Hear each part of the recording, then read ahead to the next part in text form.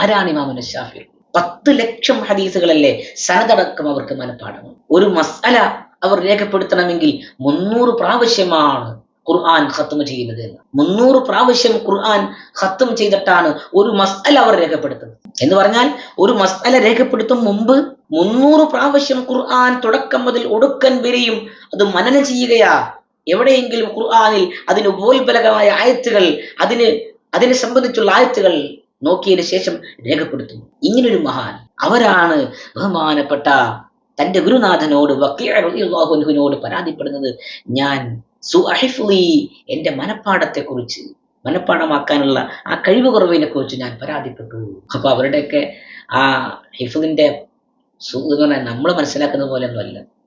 അത് ഭയങ്കര എന്തോ സംഭവം തന്നെയാണ്. എന്റെ മനഃപ്പാടമാക്കാനുള്ള ആ കഴിവ് കുറവ്, അതിലുള്ള പോരായ്മയെ ഞാൻ വക്കീഅ റളിയല്ലാഹു അൻഹുവിനോട് പരാതിപ്പെട്ടു. ഫർശദനി, അപ്പോൾ അവർ എന്നോട് ഉപദേശിച്ചു, ഇലാ തർക്കിൽ മഅസി, മോനെ അവർ എന്നോട് മാർഗദർശനം ചെയ്തത് ഇലാ തർക്കിൽ മഅസി, മോൻ തെറ്റുകൾ ഒഴിവാക്കണേ മോനെ എന്നാണ്. തെറ്റുകൾ മോൻ ഒഴിവാക്കണേ എന്നാണ് എന്നോട് മഹാനവർ ഉപദേശിച്ചത്.